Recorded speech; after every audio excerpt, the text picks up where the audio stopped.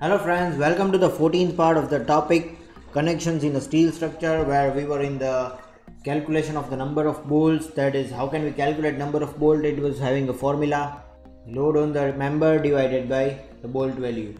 And in order to find the bolt value, we have to calculate three different things. That is shear capacity of the bolt, then bearing capacity of the bolt, and tensile capacity of the bolt. Where in the previous lecture we understood how can we calculate the shear capacity of the bolt, while in this lecture we'll understand the calculation of the bearing capacity of the bolt.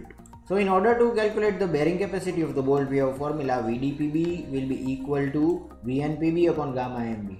Well, VDPB is the design bearing strength of the bolt, and gamma MB, that is the factor of safety 1.25, that is given in IS code table number 9 as explained in my previous lecture. And in order to find this value VNPB, that is nominal bearing capacity of the bolt. So if you want to find the nominal bearing capacity of the bolt, we have formula this 2.5 into KB into D into T into FU. Now what is this KB, what is this D, what is T, FU, everything will be explained.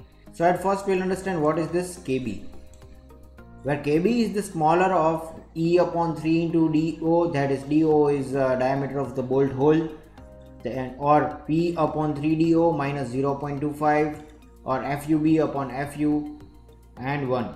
So we have to take the smaller of these three as value of KB. Now what is E, what is P, what is FUB, what is FU, T, everything is given over here. See, E is the end distance, P is the pitch distance, DO is the diameter of the hole, FUB is the ultimate tensile strength of the bolt, then FU is ultimate tensile stress of the plate, D is the nominal diameter of the bolt, T is the summation of the thickness of the connected plates experiencing bearing in the same direction. See, this is important.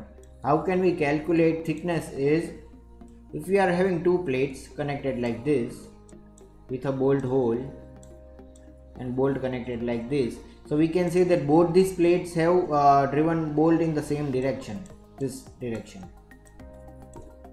So we can take the summation of these two plates. So that will be the thickness T. So all the values can be calculated by this. So putting all this value in this formula and finding the values of this VNPB and dividing it by the factor of safety 1.25, we can get the bearing capacity of the bolt. Now VNPB, for calculating VNPB, we have VNPB shall be multiplied by the following factors in case of bolts in holes other than the standard clearance holes for the oversized bolt. See, if we are having bolt holes of some different size, it is not of the standard clearance size, as we already have discussed in my recent lectures, that we should have the particular size of the bolt hole as compared to that of the nominal diameter of the bolt.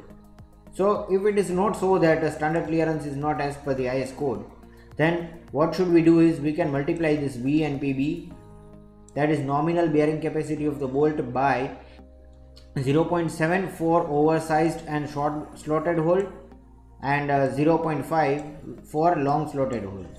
So these are the two factors which we need to remember actually for multiplying nominal bearing capacity of the bolt in case the diameter of the bolt hole is not as per the standard clearance. So in this way we can calculate the bearing capacity of the bolt by using this formula. And after calculation of this bearing capacity, in this lecture we will see a condition, that is a bolt subjected to factored shear force VSB shall satisfy the condition. See, if a bolt is subjected to some factored shear force, that is limited shear force which can only be given on a bolt, because we are not providing ultimate shear force, because it might fail the bolt due to any reason, as we had discussed, like improper material or improper manufacture or human error or whatever. So we are providing this factor shear force. So if a bolt is subjected to factored shear force, that is VSB, it shall satisfy this condition. VSB will be equal to VDB. Now what is this VDB? Design strength of the bolt. VDB is the design strength of the bolt. VSB should be equal to VDB, but how can we calculate VDB? Is the smaller of these two. VDSB, that is design shear capacity of the bolt, and VDPB, that is design bearing capacity of the bolt. We have to take minimum of these two. In this way we can satisfy this condition. By taking minimum of these two we get VDB, and VSB will be equal to VDB. VSB is this factored shear force. So this is the condition which should be fulfilled. And so friends, this is all for today. Wait for the 15th part of the topic connections, where we'll be discussing the tension capacity of the bolt. And thank you for watching.